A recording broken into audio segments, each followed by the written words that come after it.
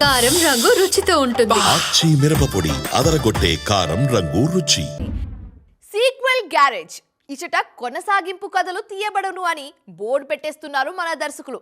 అంతం కాదిది ఆరంభం అన్నట్లు ప్రతి కథకు రెండో భాగం సిద్ధం చేస్తూనే ఉన్నారు.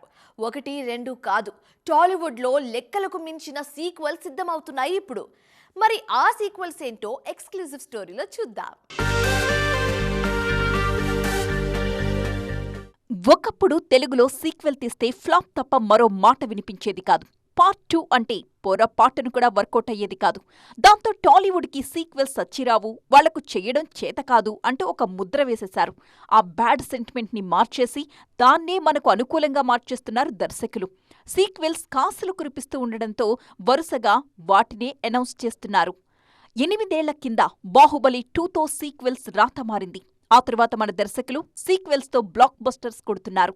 టాలీవుడ్కి సీక్వెల్ అచ్చిరాదు అని వెక్కిరించిన నోళ్లే ఇప్పుడు వారెవ్వా ఏం సీక్వెల్స్ రా అంటూ పొగుడుతున్నారు. 2025లోనూ మ్యాడ్ స్క్వేర్, హిట్ 3 లాంటి సీక్వెల్స్ బాక్సాఫీస్ దగ్గర మోతమోగించాయి. సీక్వెల్స్ అనౌన్స్ చేయడం అనేది ఇప్పుడు ఆనవాయితీగా మారింది. పైగా స్టార్ హీరోల సినిమాలకు పార్ట్ 2 అనేది అవశ్యమైపోయింది.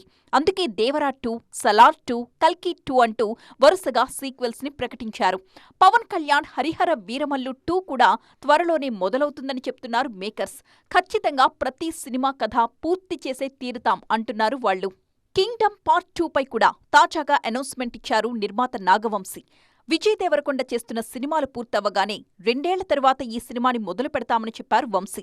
పార్ట్ 2 కథతో పాటు స్క్రీన్ ప్లే కూడా గౌతమ్ తిన్ననూరి ఇప్పటికే సిద్ధం చేశారని అన్నారు నాగవంశీ. ఒక్క ముక్కలో చెప్పాలంటే సీక్వెల్ అత్యవసరంగా మారిపోయిందిప్పుడు.